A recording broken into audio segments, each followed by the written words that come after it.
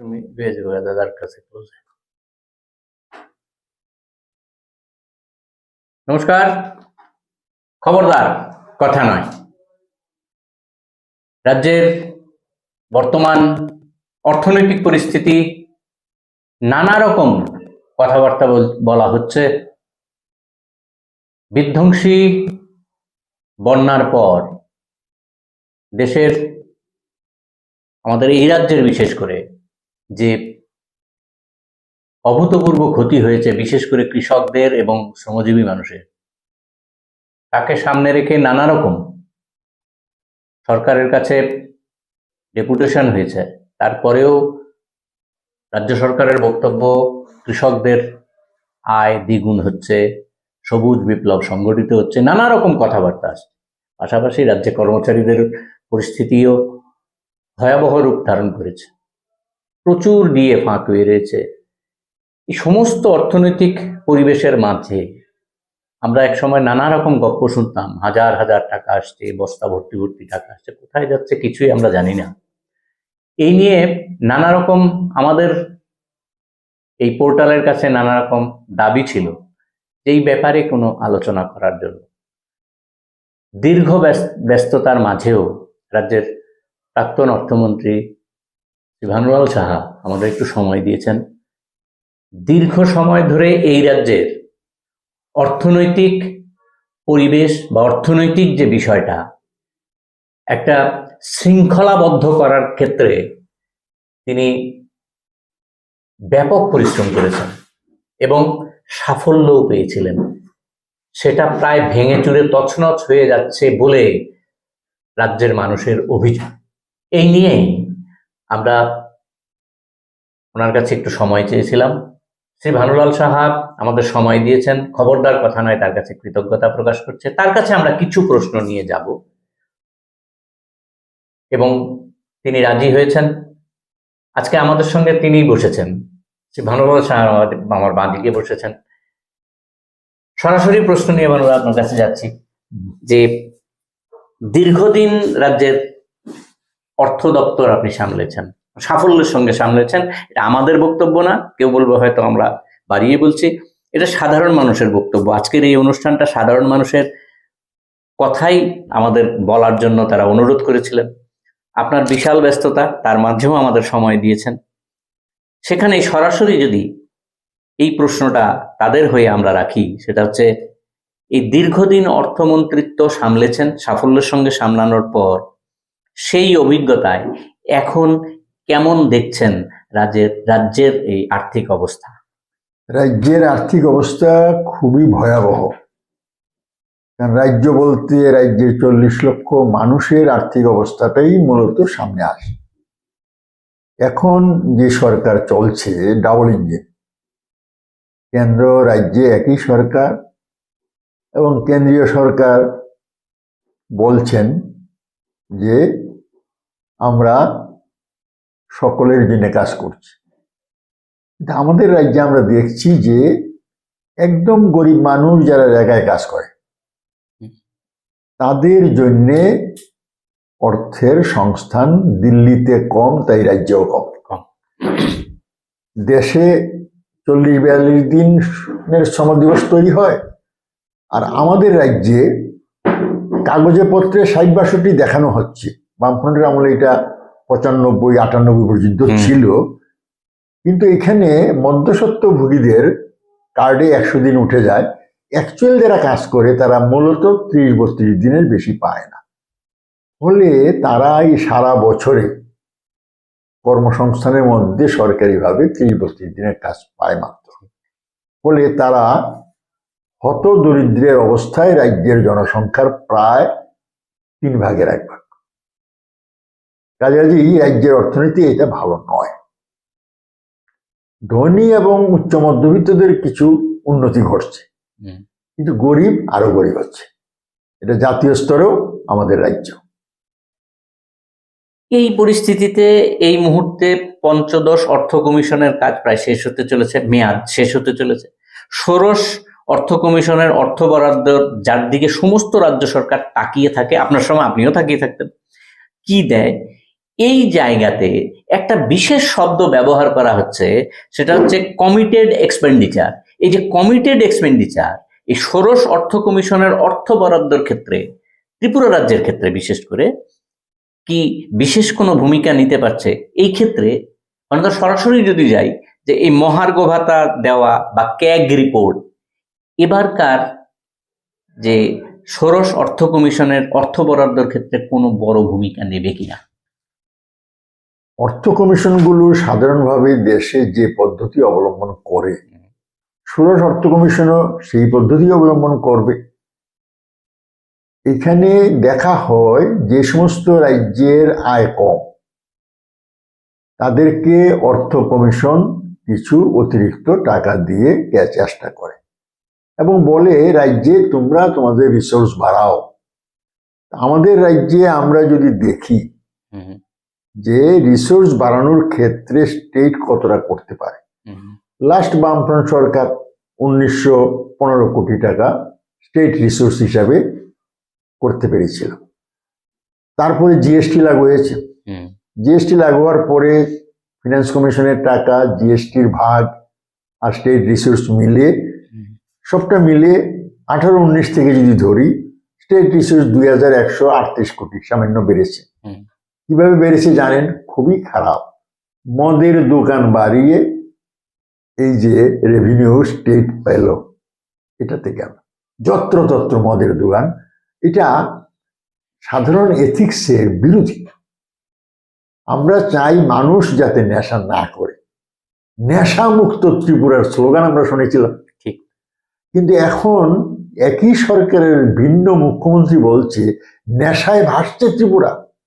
তাই উত্তর পূর্বাঞ্চলের কাছে আমরা উড়ালপুরের জন্য টাকা চেয়েছিলাম এনএসির কাছ থেকে। এখন এই বর্তমান মুখ্যমন্ত্রী 117 কোটি টাকা চেয়েছে নেশা মুক্তি কেন্দ্র করার জন্য। কি দুরবস্থা, এটা আপনারা বুঝতে পারেন। তো রিসোর্স কিছু বাড়ে এবং খরচাপাতিও বাড়ে। এর জন্য এখন তারা করছে যে এই খরচাকে কমাতে বলছে। যেমন ধরুন আমি যদি বলি যে খরচা যা হতো, এগুলো কিছু ঋণ নিচ্ছে এখন, ঋণ নিলে আবার ঋণ ফেরত দিতে হয়। এখন ঋণ কম নিতে গেলে কি করতে হবে? এক্সপেন্ডিচার কমবে। আমরা দেখেছি টোটাল একটা হিসাব আমার কাছে আছে যে বেতন ভাতা ছাড়া, যেমন ধরুন 5 বছরে স্যালারি দিয়েছে 32,796 কোটি টাকা বেতন, পেনশনারদের দিয়েছে 13,833 কোটি টাকা, ঋণ নিলে পরে সুদ দিতে হয় 6,412 কোটি টাকা সুদ দিয়েছে, ঋণ ফেরত দিতে হয় 3,839 কোটি টাকা ফেরত দিয়েছে এই সময়টায়, তাদের সময়টায়। আর আদার নন প্ল্যান এক্সপেন্ডিচার মানে বেতন ভাতার বাইরে কিছু খরচ আছে, যেমন ধরুন মন্ত্রীদের গাড়ি চলে, তেল পড়ে, বিদ্যুৎ, রিপেয়ার, ফ্ল্যাক্স এটসেট্রা, প্রচারের জন্য গোয়েবেলসীয় কারখানা, এই তথ্য দপ্তর আছে, ঢাউস ঢাউস বিজ্ঞাপন দিচ্ছে, শ্রেয়া ঘোষাল আসছে, টাকা খরচ হচ্ছে, এগুলো রেভিনিউ এক্সপেন্ডিচার। এইটার অঙ্ক 24,508 কোটি টাকা। এটা মারাত্মক, লিমিটলেস। কারণ এখানেই কার্টিল করতে হয়, বেতন কমানো যাবে না, পেনশন বন্ধ করা যাবে না, দিয়েও মাঝে মধ্যে দিতে হবে, না দিয়ে উপায় নাই, বকে আছে, সবটা দিতে পারেনি, সবটা দিতে গেলে যে টাকা দরকার তার কাছে হয়তোবা নাই, এখন দিতে পারছে না।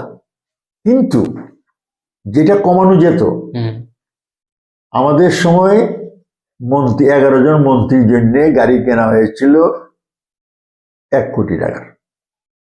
মারাত্মক অবস্থা, 9 লক্ষ টাকা করে 99 লক্ষ টাকা। আর এখন যে গাড়ি চড়ে, একটা গাড়ির দাম 30-32 লক্ষ টাকা। নন প্ল্যান রেভিনিউ এক্সপেন্ডিচার না করলেও পারত, শখ মেটানোর জন্য হচ্ছে।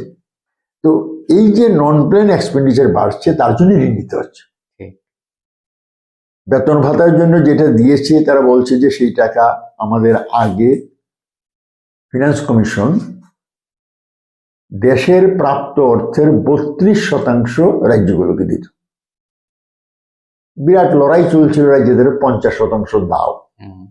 কিন্তু এবার 15 ফাইন্যান্স কমিশনের সময় না, 14 ফাইন্যান্স কমিশনের সময় এটা চেঞ্জ করে 40% করা হয়েছে। ঠিক। এবং এতে কিছু টাকা বেশি এসেছিল, মনে আছে আমার। রাজ্য চেয়েছিল 63,000 কোটি টাকা, সেই সময় আমরা ছিলাম, পেয়েছিলাম 32,500 কোটি টাকা। তাতেই বলছিল যে অনেক টাকা এসেছে, এটা জাম্প হয়েছে। এটার কারণ হলো, এবং আমাদের রাজ্যে যে টাকা পায় সমগ্র টাকার 0.6% আগে, এই 41% যে বন্টন হচ্ছে, এতে গিয়ে এখন 0.702% পাই। রাইট। এতে দেখা গেল সেই সময় আমরা যা চেয়েছিলাম তার 49% পেয়েছিলাম। এই সরকার আসার পর 15 ফাইন্যান্স কমিশন যখন হয়, তখন এই সরকার দাবি করেছে 1,07,000 কোটি টাকা। আমরা বিরোধী দলে থাকলেও আমাদের সিপিআইএম পার্টির তরফ থেকে আমরা বলেছিলাম, রাজ্য সরকার যা চেয়েছে সেই টাকাটা দাও, অর্থাৎ গ্যাপ গ্র্যান্ট হিসাবে তুমি বেশি করে টাকা দাও। কিন্তু দেখা গেছে যে তারা যে হিসাব করে, তাদের হিসাবে একটা পদ্ধতি আছে, সেই পদ্ধতিতে গ্যাপ গ্র্যান্ট যা দিয়েছে তাতে কত টাকা আসে আমরা দেখেছি। আমরা যে এখানে টাকা পেয়েছি তাতে কি পাওয়া গেছে? পাওয়া গেছে আপনার ধরুন এই ইয়েতে 17-18-তে আমরা যেখানে পেয়েছিলাম 8,152 কোটি টাকা সব মিলিয়ে সেন্ট্রাল অ্যাসিস্ট্যান্স, সেটা 18-19-এ বেড়ে হয়েছে 9,892 কোটি। 19-20-তে আবার কমে এটা 8,628 কোটি। 20-21-এটা বেড়ে 10,674 কোটি। এভাবেই চলে। কেন? সেন্টার যে টাকা পায়, জিএসটি টাকা যদি বেশি পায় ভাগ হবে। আরেকটা হলো গ্র্যান্টটা ফিক্সড। 15 ফাইন্যান্স কমিশন বলে গিয়েছিল টোটাল এত গ্র্যান্ট দেওয়া হবে, এটাকে বাড়ায় না, মাঝে মধ্যে দেখা গেছে কোথাও কোথাও একটু কম আসে। এটা নিয়ে আমরা ফাইট করতাম। প্ল্যানিং কমিশন ছিল আগে, এখান থেকে যখন ডিপার্চার হলো তখনই রাজ্যের হাতে আর উন্নয়নের জন্য টাকা বলতে আর কিছু থাকে না। কারণ প্ল্যানিং কমিশনের কাছে লড়াই করে আমাদের সময়ে 2,500-3,000 কোটি টাকা বছরে আনতে পারতাম। নীতি আয়োগ হওয়াতে তাহলে একটু অসুবিধা হয়ে গেল। নীতি আয়োগ হয়ে প্ল্যানিং কমিশন বন্ধ করে বললো যে এটা রাশিয়ান এটা বিদেশি মডেল, এটা আমার এখানে কাজ করবে না। তাই তারা নিয়ে নীতি আয়োগ। নীতি আয়োগ শুধু নীতি নির্ধারণ করে, টাকা তো দেয়, টাকা দেয় না। সে শুধু বলছে ইনোভেটিভ কিছু হলে সামান্য কিছু দান খয়রাতি করতে পারে প্রধানমন্ত্রীর তহবিল থেকে। তো ফলে এই যে অবস্থান, এই যে 15 ফাইন্যান্স কমিশন গঠন করলো, মানে বড় ইঞ্জিন সরকার, ছোট ইঞ্জিন সরকার চাইলো 1,07,000 কোটি টাকা, কিন্তু সেখানেও দেবে বলেছে 53,000 কোটি টাকা, মানে ওই 49%। ওই পার্সেন্টেজ আর বাড়লো না, টাকার অঙ্কে হয়তো বাড়লো কিন্তু পার্সেন্টেজে বাড়লো। ফলে তারা এখানে এই অতিরিক্ত ব্যয়গুলো কাভার করছে। 15,000 কোটি টাকা ঋণ নিয়েছে, শ্বেতপত্র প্রকাশ করেছিল। বামফ্রন্ট সরকার ঋণের বোঝা রেখে গেছে কত? প্রায় 12,000 কোটি টাকা। আর এটা হলো বামফ্রন্ট সরকারের 25 বছরে ঋণের বোঝা দিয়ে গেছে 12,000 কোটি টাকা। আর তারা নিজেরাই 15,000 কোটি টাকা গিয়ে নিয়েছে। ফলে কি হয়েছে দেখুন, এখন ঋণের সুদ দিতে প্রচুর টাকা লাগছে। এখন স্টেট রিসোর্স তারা বাইরেছে কিছু।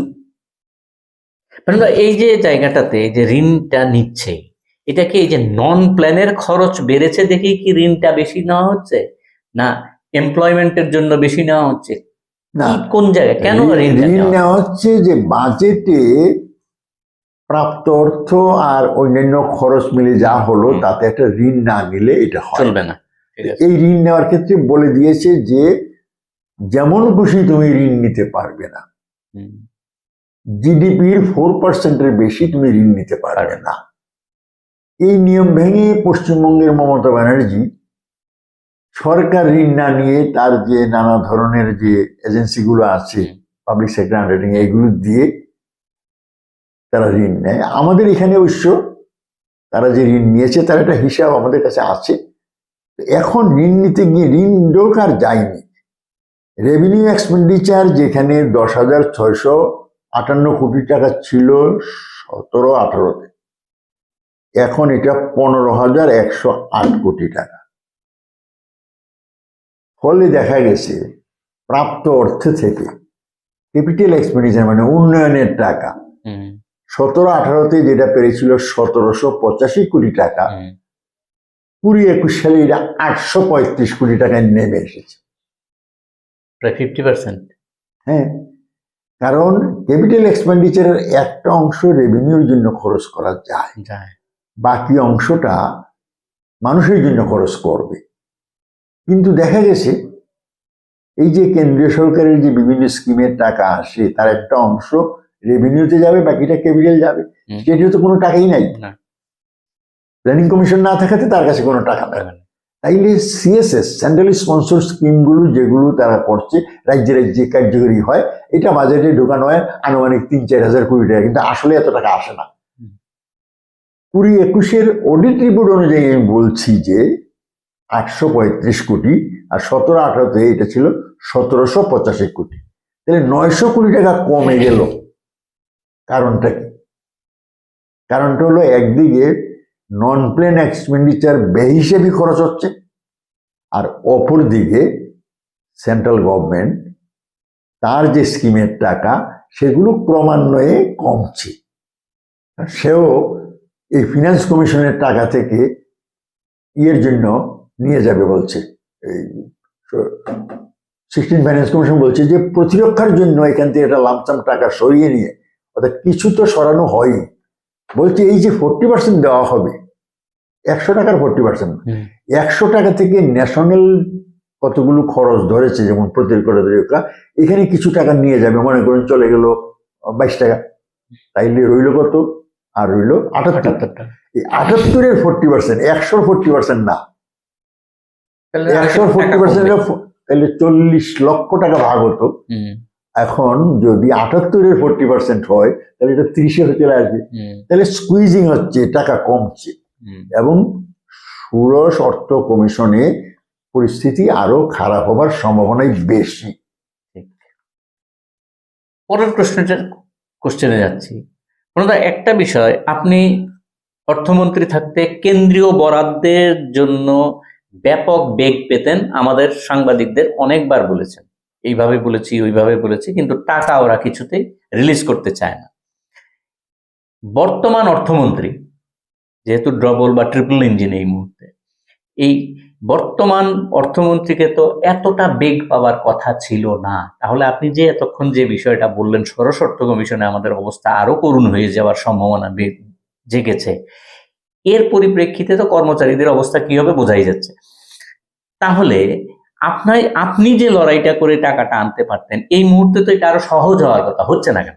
আপনার রাজনৈতিক ব্যাখ্যাই কি আর অভিজ্ঞতা? প্রথমত হলো লড়াই তারা করলে পরে গদি হারাবে, সে লড়াই করবে না। আমাদের ক্ষেত্রে লড়াই করতে কোনো সমস্যা ছিল না, গদি হারানোর ভয় ছিল না। এটা হলো ফিলোসফিক্যাল পয়েন্ট, দার্শনিক দৃষ্টিভঙ্গি দেব। আর বস্তুগত ভাবে পরিবারের কর্তা যদি বদল না হয়, তাহলে সংসার চালানোর জন্য ওনার স্ত্রী হোক আর বড় ছেলের বই হোক, ওই স্টোর থেকে মালপত্র নিজের স্ত্রীকে যা দিত বড় বউকে তাই দেবে। কাজে ওদের যে এই যে নীতি, টাকা রিলিজ করার যে নীতি, এবং বরঞ্চ সমস্যা হয়েছে জিএসটি টাকা যেটা কালেকশন হয়, স্টেটের যে শেয়ারটা এটা তো রিলিজ করবে গোটা দেশের বিভিন্ন রাজ্যগুলো, বিশেষ করে কেরালা, তার প্রাপ্য টাকা দিচ্ছে না। তাইলে সে তার মর্জি মতো অনেক সময় জিএসটি টাকা বন্টন করছে, যেটা আসলে স্টেটের প্রাপ্য। আগে স্টেট এই ট্যাক্স গুলো আদায় করতে, এখন এইগুলো চলে গেছে জিএসটিতে। জিএসটিতে লেখা আছে জিএসটি, সিজিএসটি, এই টাকা কাউন্সিলে জমা হয় এবং কাউন্সিল এটা রিলিজ করবে। কিন্তু দেখা যায় তার প্রাপ্য টাকা পলিটিক্যালি দেয় না, আর কেরালাকে দেয় না তাকে ঠকানোর জন্য। আর এইখানে দেবে ভেবেছিল ভর্তি করে, এটা হয় না।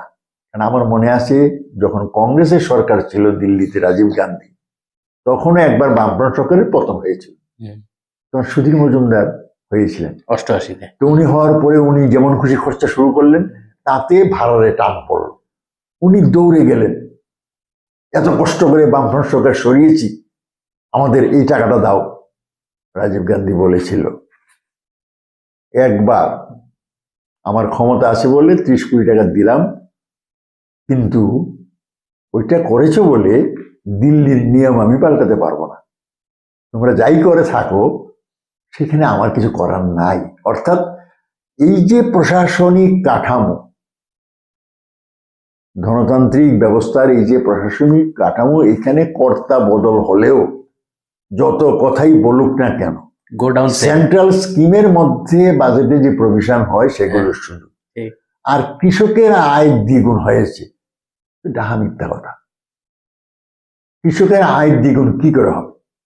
6,000 টাকা কৃষি সম্মান নিধি যোজনায় রেজিস্টার্ড কৃষকদের দিচ্ছে। এই সংখ্যা 12 কোটি ছিল, এখনো গল্প বলে, কিন্তু ওটা যখন রিলিজ হয় এক এক সময় দেখি 9 কোটি, 8 কোটি, 9.5 কোটি লোককে দিচ্ছে, কিন্তু বলছে 12 কোটি ইন্টু 6,000, 72,000 কোটি টাকা। না, 72,000 কোটি টাকা দিচ্ছে না। তার যে দ্বাদশ, ত্রয়োদশ, চতুর্দশ যে ইনস্টলমেন্ট গুলো দিচ্ছে তখনই ধরা পড়ছে 8 কোটিকে দিচ্ছে, 9, তাহলে কমাচ্ছে, সংখ্যা কমাচ্ছে। আর 6,000 টাকা দিলে দিনে কত টাকা পড়ে? আপনি যদি 6,000 টাকাকে 365 দিয়ে ভাগ করেন তাহলে দিনে 20 টাকাও পড়ে না। একটা কৃষককে দিনে 20 টাকা দিলে পরে তার আয় দ্বিগুণ হতে পারে না, কারণ ফসল সে ফলায়, তার যে ন্যায্য মূল্য সে পায় না। মিনিমাম সাপোর্ট প্রাইস একটা ঘোষণা করে, যেটা উৎপাদন খরচের সমান, লাভের কোনো ব্যাপারই নাই। কাছাকাছি কৃষক কৃষিকাজ করে উপায় নাই তার। এই যে এবার বন্যায় চলে গেল, টাকা কি আসলো? রাজ্যের জনসংখ্যার 40% লোক বন্যায় প্রত্যক্ষ এবং পরোক্ষভাবে এফেক্টেড। তার সিংহভাগ কৃষকের ক্ষেত্রে প্রায় 100%। ক্ষেত মজুর আছে, তারও কাজ নাই। তাইলে এদের জন্য কি দিল? সেই ন্যাশনাল ডিজাস্টার ম্যানেজমেন্টের যে টাকা, তার যে পার্ট পাওয়া, আগাম রিলিজ করে দিয়েছে 80 না 90 কোটি টাকা। কেন্দ্রীয় মন্ত্রী এসেছিল, আমাদের কৃষক নেতা অমরারাম যিনি এমপি, তিনি এসেছিলেন। তিনি গিয়ে বললেন এই ভয়াবহ অবস্থা, প্রায় 20,000 কোটি টাকার ক্ষতি হয়েছে, তাহলে ন্যাশনাল ডিজাস্টার ঘোষণা করো। তারা তা করে নাই, কারণ করলে দায়িত্ব নিতে হবে। তাইলে সেই চিঠির উত্তরে বলেছে আমরা এই টাকাটা রিলিজ করেছি। আমরা দেখলাম হকের পাওনা, ফিনান্স কমিশনে বলা আছে ডিজাস্টার ম্যানেজমেন্টের কত টাকা ত্রিপুরায় পাবে, এটা বিভিন্ন ইনস্টলমেন্টে দেয়, ফার্স্ট কোয়ার্টার, সেকেন্ড কোয়ার্টার, এভাবে দেয়।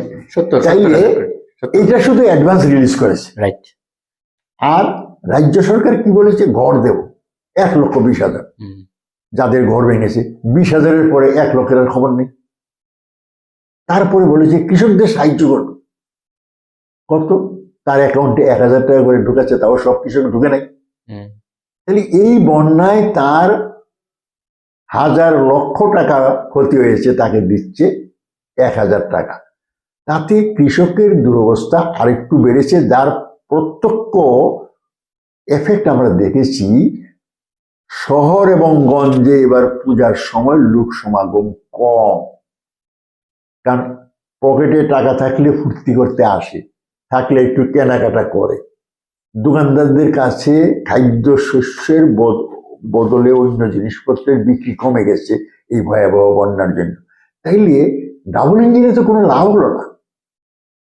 ডাবল ইঞ্জিনে অন্তত এই লাভটা তো হলো না, আনতে পারলো না, বরঞ্চ জোরদার চিৎকার চেঁচামেচিও করতে পারছে না।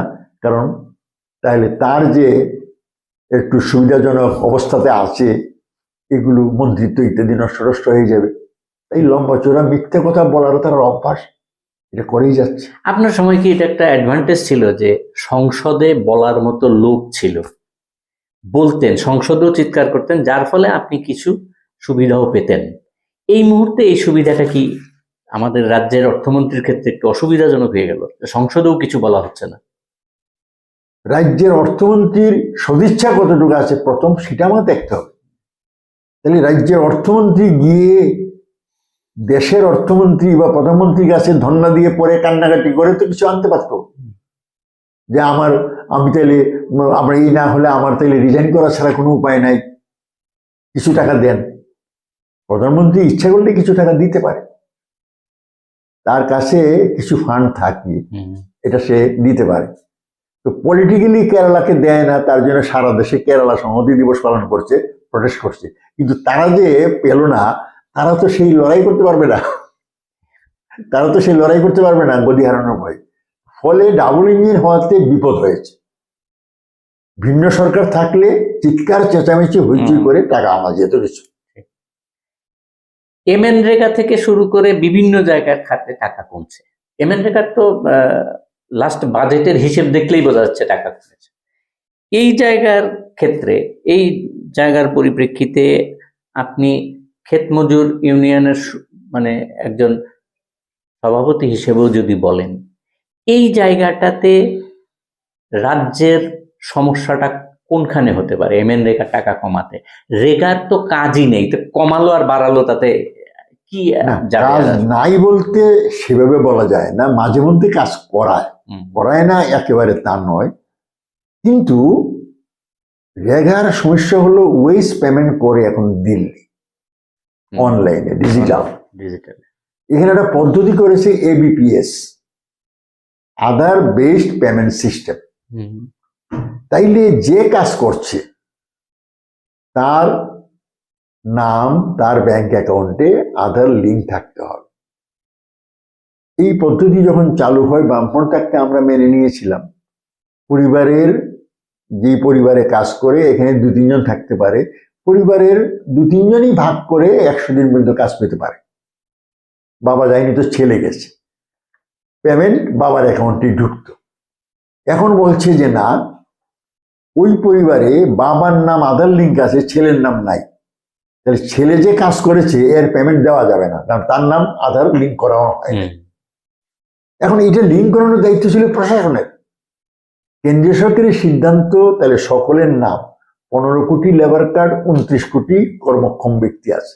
আমাদের এখানে 6.5 লক্ষ লেবার কার্ড, 10 লক্ষ লোক, এই পরিবারে 10 লক্ষ লোক কাজ করার ক্যাপাসিটি আছে। তাহলে এই 10 লক্ষের মধ্যে যাদের যাদের নাম আধার লিঙ্ক নাই, এটা লিঙ্ক করানোর দায়িত্ব BDO, পঞ্চায়েত, এদের তো এগুলোর কোনো ব্যাপার নাই। ফলে কি হচ্ছে, কাজ করে পেমেন্ট পাচ্ছে না, জানা গেল কি তোমার পেমেন্ট হবে না। এতে দেখা গেল যে প্রশাসনের ত্রুটির জন্য ওই 15 কোটি কার্ডের মধ্যে 5,95,00,000 কার্ড অকার্যকর হয়ে গেছে। এবং এটা পরিকল্পিতভাবেই করছে, কার্ড কমলে টাকা কম দেওয়া হবে। আমাদের এখানে প্রায় 95,000 কার্ড অকার্যকর হয়ে গেছে। একদিকে কমাচ্ছে, রেগাটাকে তারা বলছে যে এটা বাজে খরচ। এটাকে বাজে খরচ বলে মহারাষ্ট্রের নির্বাচনে জিতার জন্য আবার লক্ষ্মী ভান্ডার, ওই যে লাডলি বহিনিয়া, মধ্যপ্রদেশে লাডলি বহিনিয়া কাজ করেছে, তাহলে সেখানে ওইগুলোতে টাকা দিচ্ছে। আবার রেগা আইনগত, আইনি অধিকার তার 100 দিনের কাজ দিতে গেলে অন্তত 2 লক্ষ কোটি টাকা বাজেটে আনা, কিন্তু ওটা আনছে না। রেশন কার্ড কেটে দিচ্ছে, অর্থাৎ প্রো পিপুল কাজগুলো বন্ধ করছে বড় লোকদের সাহায্য করার জন্য। তাতে বড় লোকদেরই অসুবিধা। এই যে মন্দা, গরিবের হাতে আগে বামফ্রন্টের আমলে রেগার পেমেন্ট কবে হবে জানলে পরে ব্যবসায়ীরা খুশি হতো যে আজকে বাজারে উজাড় করে টাকা ঢালবে, তাদের পেমেন্ট পেয়েছে এসে তারা কেনাকাটা করবে। এখন তা হচ্ছে না। তাহলে রেগাকে তারা হাতে না মেরে ভাতে মারার পদ্ধতি নিয়েছে। বন্ধ করবে না, কিন্তু আস্তে আস্তে এটা শুকিয়ে যাবে। এতে মানুষের দারিদ্র বাড়বে, অনাহার মৃত্যু ঘটবে। 4 বছরে 4 লক্ষ আত্মহত্যা করেছে। আগে জানতাম কৃষক আত্মহত্যা করে ব্যাংক ঋণের জন্য, এখন দেখলে তার মধ্যে 3 লক্ষই হয়েছে ভাগ চাষি আর ক্ষেত মজুর। কারণ কি, ও বেঁচে থাকার জন্য মাইক্রো ফাইন্যান্সিং কোম্পানিগুলো থেকে টাকা নিচ্ছে, এরা তো এসে বাড়িতে চড়াও হচ্ছে, বলে আত্মহত্যা করছে। গরিব লোক এখন আত্মহত্যা করছে, কৃষক না, আজকে ক্ষেত মজুর আত্মহত্যা করছে। দেশের অর্থনীতির 12টা তারাই বাজাচ্ছে। এবং এর জন্য ওই যে 2008-এর মন্দা, এটা মহামন্দার রূপ নিয়ে এটা এখন একেবারে চিরস্থায়ী ব্যবস্থা হয়ে গেছে। এইবার রাজ্য কর্মচারীদের নিয়ে একটা প্রশ্ন। আপনার সময়ে আপনি বছরে 2বার দিয়ে দিতেন, 1-2টো কেসে হয়তো এদিক ওদিক হতে পারে, কিন্তু অধিকাংশ ক্ষেত্রেই দেখা গেছে এইটা এই মুহূর্তে সম্ভব হচ্ছে না। আর আংশিক রিপ্লাই আপনি এর আগে দিয়েছেন। কি করে আপনি এটা বছরে 2বার করে দিতে পারতেন, আর এখন কেন পারা যাচ্ছে না? সেন্ট্রাল গভর্নমেন্ট এখনো বছরে 2বার দেয়, তাহলে জাতীয় নীতিকে অনুকরণ করেই আমরাও 2টো দিয়েছি। সেন্ট্রাল গভর্নমেন্টের কাছে টাকা বেশি আছে, সে যখন 4% ঘোষণা করত, আমরা হয়তো বা 2% দিতাম আমাদের ক্যাপাসিটি অনুযায়ী। এখন এরা ভোটকে সামনে রেখে দিয়ে রিলিজ করে পলিটিক্যাল, একসঙ্গে একবার 12% দিয়ে দিল। কেন? ওইটা তো মানে 6টা ইনস্টলমেন্টের 2% করে দিতে পারতো। এটাতে DA is a delayed payment. জিনিসের দাম বাড়ছে, তার জন্য তাকে মহার্ঘ ভাতা দেওয়ার কথা বছরে 2বার, তাহলে 6 মাসে প্রতি বছর সবসময় না দিয়ে দিয়ে দেওয়া হয়। সেন্ট্রাল গভর্নমেন্টের একটা পলিসি আছে কত পার্সেন্ট দেবে। সেন্ট্রাল গভর্নমেন্টের সমান দিয়ে এখানে দেওয়া গেল, কখন দেওয়া গেল না। আমরা যখন ওই পে কমিশনের আসলো, তখন আমরা 2.32 দিলাম, তাতে 19.4% বেড়েছিল। এরা এসে বাকি যে বুস্টারটা 0.32 এটা দিল, এতে 12.4% বেতন বেড়েছে। বাকিগুলি দিল না। বাকিগুলো এই দিয়ে একটা জায়গায় শেষ হয়েছে। তারপরে যে ডিএ দিচ্ছে সেন্ট্রাল গভর্নমেন্ট, তার সঙ্গে এখন ডিফারেন্স প্রায় 25%। এই 25%-এর জন্য যে টাকা অতিরিক্ত পাওয়ার সুযোগ নাই।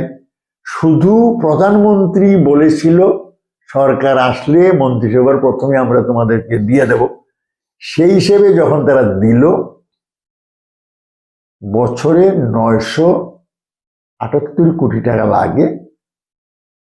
ওই বছর তার অর্ধেক 6 মাসের জন্য যে টাকাটা, এই 6 মাসের টাকা দিল, এই টাকাটা একমাত্র একটা বুস্টার হিসেবে এডিশনাল দিয়েছিল। আর কোনো সময় কর্মচারী খাতে কোনো অতিরিক্ত বরাদ্দ দেয় নাই। তাহলে তাকে এই কমিটেড এক্সপেন্ডিচারের মধ্যেই তাকে এটা অ্যারেঞ্জমেন্ট করতে হবে। আমরা দায়বদ্ধতা ছিল, সেন্ট্রাল গভর্নমেন্ট দিয়েছে যত পার্সেন্টই দিক, আমার স্বাদ আছে, সাধ্য নাই, যতটুকু সাধ্য ছিল 1% 2% দিয়েছি। অর্থাৎ এইটা কেউ বলতে পারবে না কেন্দ্রীয় সরকার দিল আপনি দিলেন না। আমরা দিয়েছি, কেন্দ্রীয় সরকার বেশি দিয়েছে, আমরা কম দিয়েছি আমাদের সাধ্য মতো। কিন্তু এখানে তারা এটাকে মনে করে না। কারণ হলো কি, কর্মচারী আন্দোলনের ভয় নাই, কারণ বেতন দিয়ে ঠিক করবে। তারা রাষ্ট্রবাদী সংগঠন তৈরি করেছে, বিএমএস, বিবেকানন্দ মঞ্চ, এই নানা রকমের নাম টাম দিয়ে তারা এই কাজগুলো সেভাবে করছে। সর্বশেষ প্রশ্ন, এই রাজ্যে এই মুহূর্তে আয়ের তাহলে কি? আপনি অনেক কথা বলেছেন, আয়ের উৎসটা কি এবং এই উৎসটা কি আঘাতপ্রাপ্ত হচ্ছে কিনা?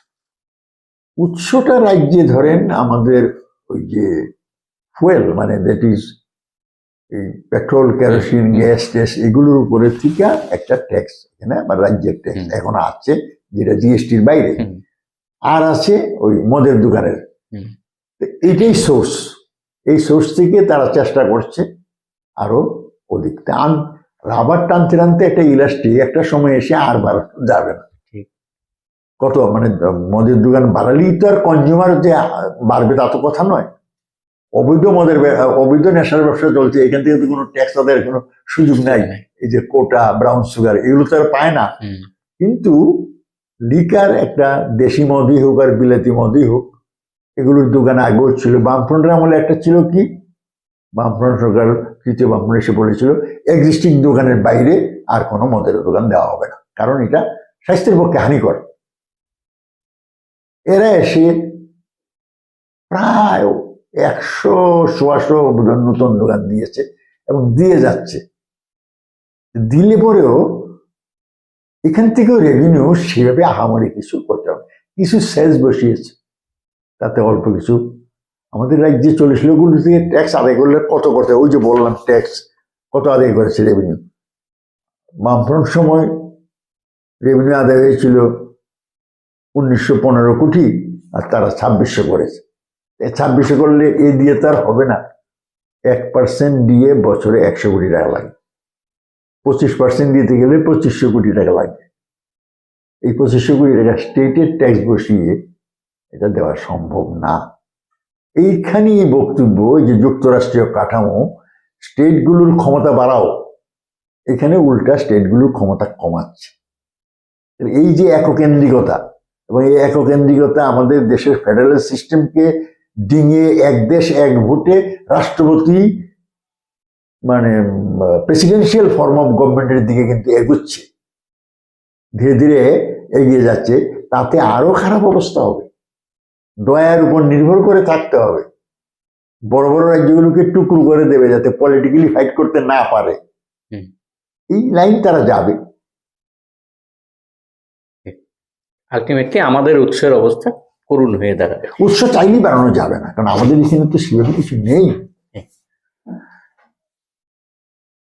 আসলে অনেক কিছু জানার ছিল, আমাদের সময়ের বাধ্যবাধকতা আছে, সুযোগ থাকলে আবার বসবো কোনো এক সময়। তবে এই সময়ের ভেতরেই প্রাক্তন অর্থমন্ত্রী হিসেবে ভানুলাল শাহ যা বললেন, তাতে শুধু এই রাজ্যের না, সমস্ত দেশের অবস্থার ক্ষেত্রেই অর্থনৈতিক অবস্থা একটা বৃহৎ মন্দার দিকে চলে যাওয়ার সম্ভাবনা দেখা দিয়েছে। 2008-এ যেটা হয়েছিল, মনমোহন সিং এর প্রশংসা করা হয়েছিল তখন, যে উনার এই যে মার্কেটে টাকাটা চালু রাখার পরিপ্রেক্ষিতে, যেটা বামপন্থীরা সবসময় বলেন, কোভিডের সময় যে টাকাটা দেওয়ার কথা বলা হয়েছিল মানুষের হাতে সরাসরি, সেটা দিলেও এই আঘাতটা কিছুটা হয়তো সামলানো যেত। কর্মচারীদের কথা স্পষ্ট করে বললেন কিভাবে উনি দিয়ে দিতেন, এখন কেন পারছে না। পাশাপাশি এই রাজ্যের রাজ্য সরকারের সুবিধার্থে কতগুলি কথাও বলেছেন, যে উৎসটা কোন জায়গায়, কিভাবে তারা টাকাটা আনতে পারেন, বাধ্যবাধকতার রাজনৈতিক বাধ্যবাধকতা আছে, সর্বোপরি চেয়ারের টান তো আছে।